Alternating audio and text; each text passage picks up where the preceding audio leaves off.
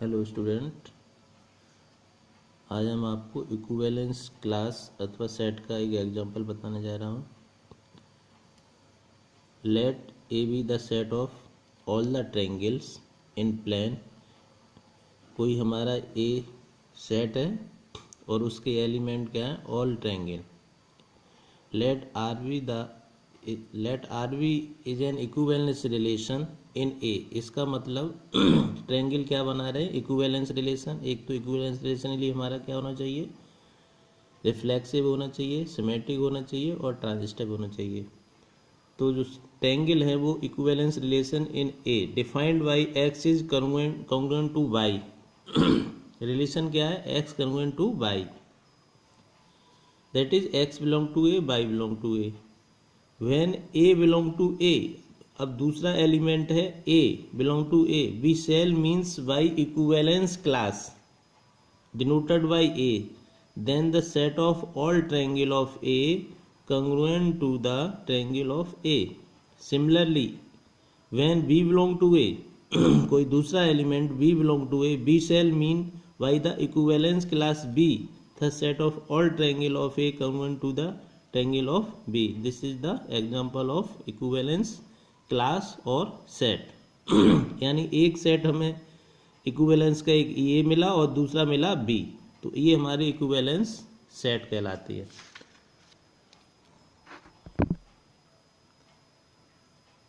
Next हम आपको binary operation के बारे में बताएंगे। बाइनरी ऑपरेशन क्या है? Suppose G with a non empty set, then a cartesian product G cross G equal to कोई हमारा ऑर्डर पेयर ए भी है, where A belong to G and B belong to G.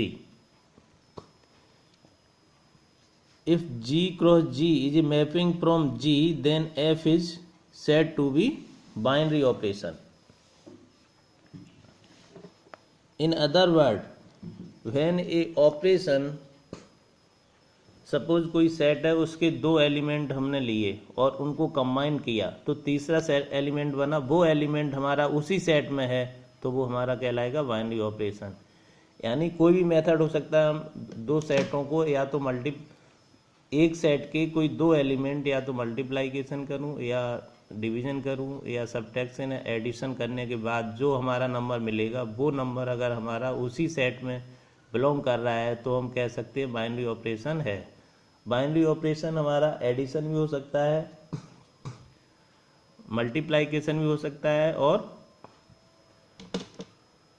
Subtraction भी हो सकता है। फॉर एग्जाम्पल,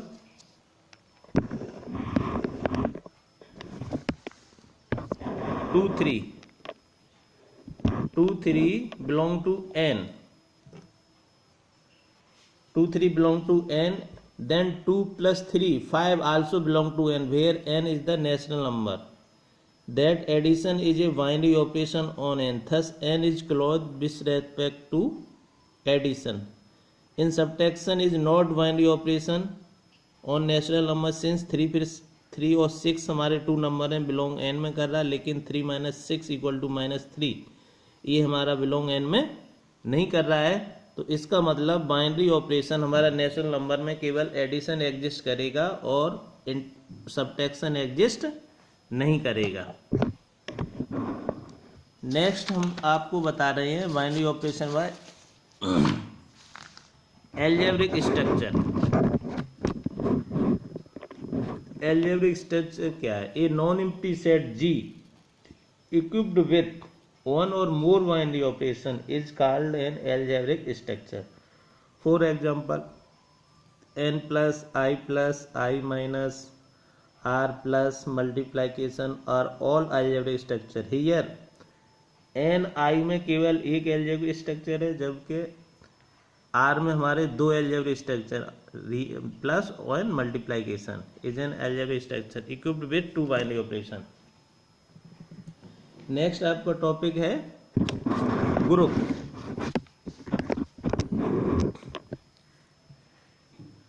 ग्रुप क्या है? A non empty set G equipped with binary operation denoted by dot, इसको multiplication, then algebraic structure G o is called group if the binary operation satisfy the following postulate. अगर binary operation हमारे ये postulate satisfy कर रहा है तो हम कह सकते हैं कि हमारा जो एलजेब्रिक स्ट्रक्चर क्या फॉर्म कर रहा है, ग्रुप कर रहा है। Number first, closure property. Closure property का मतलब दो एलिमेंट कोई हमारे ए बी हैं और वो उनका मल्टीप्लाई कर रहे हैं तो वो भी हमारा जी में बिलोंग कर रहा है, where a b belong to G. इसका मतलब कोई नेचुरल नंबर है 2 और 3 और इसमें हमारा 2 और 3 उनका मल्टीप्लाई 2 इंटू 3 6 भी हमारा जी में बिलोंग कर रहा है, तो इसका मतलब क्लोजर प्रॉपर्टी, ये क्लोजर एसोसिएटिव आप लोगों ने पहले पढ़ चुके हैं, तो ये क्लोजर प्रॉपर्टी कहलाएगी। दूसरा है एसोसिएटिविटी। अगर हमारे 3 एलिमेंट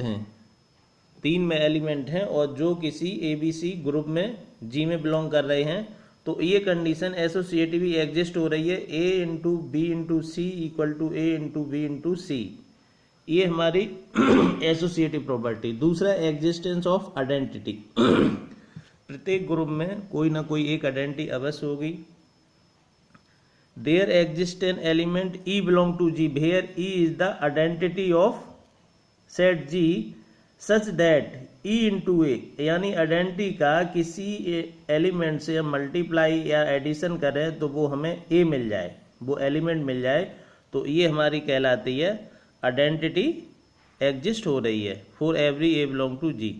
दूसरा एग्जिस्टेंस ऑफ इनवर्स।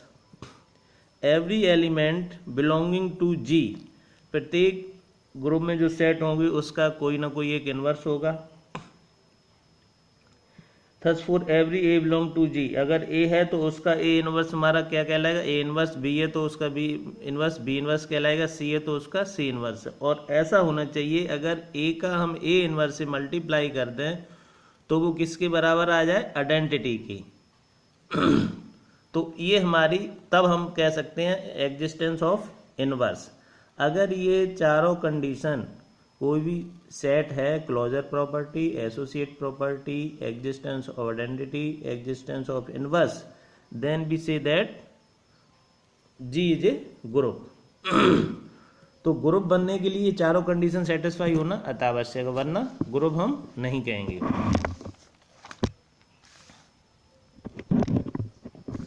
अब आइए फाइनाइट ग्रुप क्या होता है।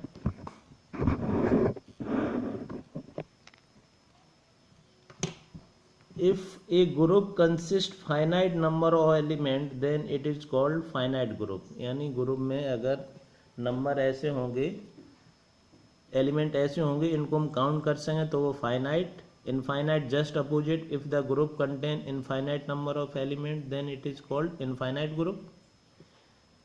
Next, order of the group. Order of the group क्या होता है, the number of element in finite group is called order of the group। Thus if the group contain n element then it is called group of nth order।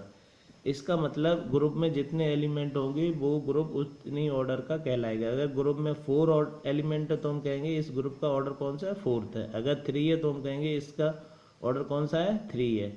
इसी प्रकार अगर n element है तो हम कह सकते हैं इसका ग्रुप कितना है इसका ऑर्डर कितना है, nth ऑर्डर। तो इस तरह से ये बेसिक ग्रुप की डेफिनेशन हुई। अब इसमें हम नेक्स्ट पीरियड में आपको इससे एग्जांपल देंगे और समझाएंगे। Okay, thanks.